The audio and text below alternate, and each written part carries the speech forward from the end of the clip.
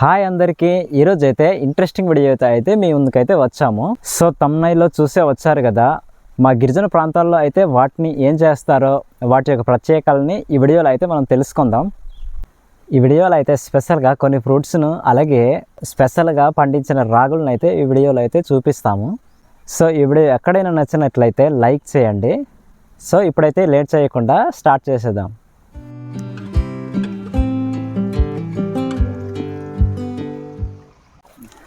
Friends, ఇది వచ్చేసి బొడ్డ చెట్టు అనమాట, చాలా పెద్దది.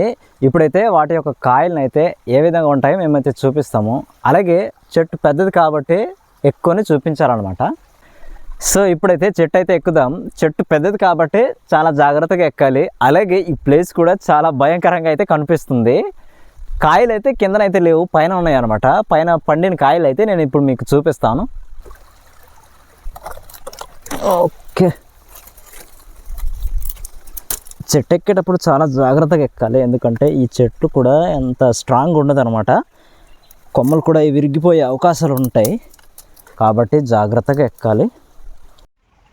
వావ్, చూడండి ఫ్రెండ్స్, కాయలు అయితే ఇదిగోండి, ఇవే చాలా ఎక్కువ అయితే కాసింది అనమాట కాయలు. ఇగో పండ్లు అయితే ఇంకా అవ్వలేదు. ఇగో నా వెనకతలు కూడా ఇవంతా అవే అనమాట. ఇవి చూడండి, చాలా అద్భుతంగా ఉన్నాయి కదా. వావ్, చూడండి ఫ్రెండ్స్, వాటి యొక్క కాయలు అయితే ఏ విధంగా ఉంటాయి. ఎలాగైతే ద్రాక్ష ఎలా కాస్తుందో అలాగే గుత్తులు గుత్తులు కాసింది కదా. ఈ పండితే మాత్రం చాలా బాగుంటాయేమో. ఇవి కూడా తింటారంట. వీటిని మా ప్రాంతాల్లో అయితే బొడ్డ పండ్లు అనేసి అంటుంటారు. ఈ బొడ్డ పండ్లు రకానికి చెందినవి అయితే చాలా ఉంటాయి. అలాగే మేడి పండు చూసినా ఒకటే, ఈ పళ్ళు చూసినా ఒకటే, ఒకే మాదిరిగా కనిపిస్తుంటాయి. కానీ ఇవి మేడి పండ్లు కాదనమాట.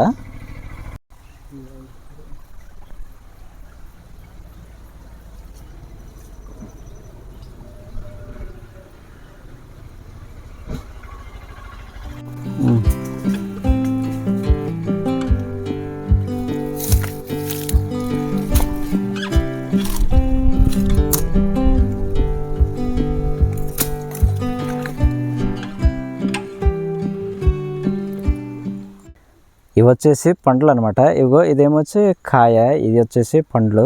పండ్లు మాత్రం చాలా బాగున్నాయి, కానీ వీటి యొక్క లోపల అనమాట పురుగులు ఉంటాయి అనమాట. మేడి పండు ఎట్లాగైతే ఉంటుందో సేమ్ ఇది కూడా సేమ్ అలాగే ఉంటాయి అనమాట. వీటిని కూడా తింటారేమో, మాకైతే తెలియదు. తింటారని అయితే తెలుసు, కానీ మేమైతే తినట్లేదు. ఇగోండి లోపలైతే ఇగో ఇలాగనమాట. బయట మాత్రం బాగానే ఉంటుంది, కానీ లోపలే పురుగులు ఉంటాయి.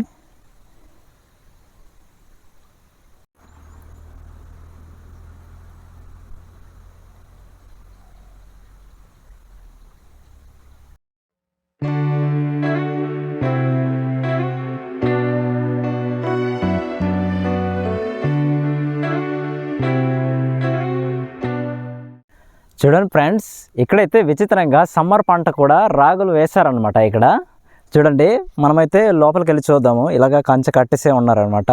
ఎందుకంటే పశువులు అయితే లోపలికి మేయకుండా ఉండడానికి ఈ విధంగా అయితే కంచె కట్టి వేశారు.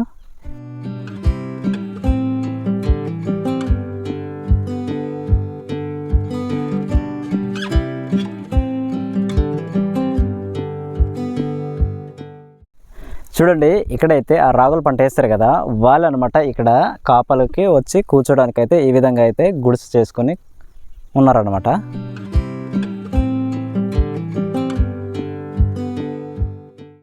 చూడండి ఫ్రెండ్స్, ఇక్కడైతే పూరి గుడిసె నిర్మించుకొని ఉన్నారనమాట.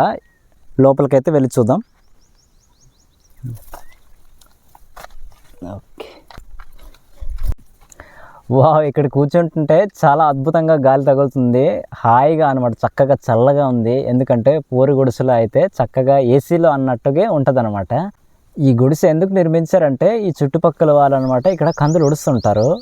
సమ్మర్ సీజన్ కాబట్టి ఇక్కడ పశువులు వస్తుంటాయి కదా, ఈ కందులను తినకుండా ఉండడానికి అనమాట ఈ గుడిసె కట్టుకొని ఇక్కడ కాపాలన్నమాట, కాస్తూ ఉంటారు. సో ఫ్రెండ్స్, ఫైనలీగా అయితే మీకు చూపించాలనుకున్న మొక్క దగ్గరికి అయితే వచ్చేసాము. ఇదిగోండి మా వెనకతల చూడండి, ఆ పైన ఉన్నాయి కదా, అవేనమాట. ఒకసారి చూపించు.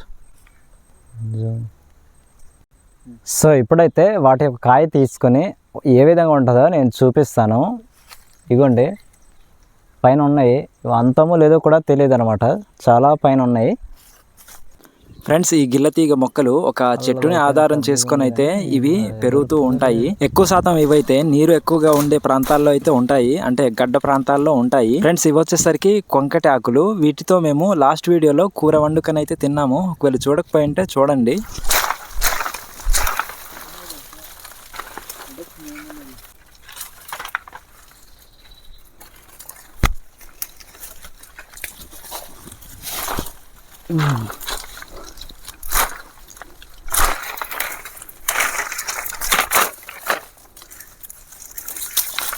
సో ఫైనలీగా అయితే కష్టపడైతే దొరికింది. చూడండి, లోపలైతే ఇంత గింజలు ఉంటాయి అన్నమాట.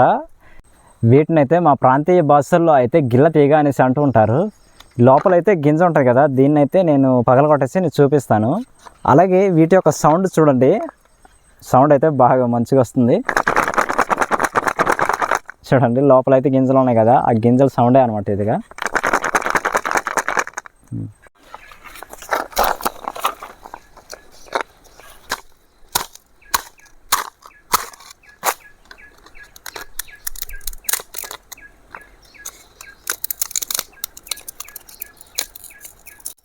ఫ్రెండ్స్, ఈ గిల్లతీగ కాయలైతే ఆఫ్రికాలో ఒక ప్రత్యేకమైన గుర్తింపు అయితే ఉంది. దాన్ని వాడితే కళలు కూడా కంట్రోల్ చేయగలమని నమ్ముతూ ఉంటారు. సో ఫ్రెండ్స్, దీన్నైతే డ్రీమ్ హెర్బ్ లేదా ఆంటినారిడి అని అంటూ ఉంటారు.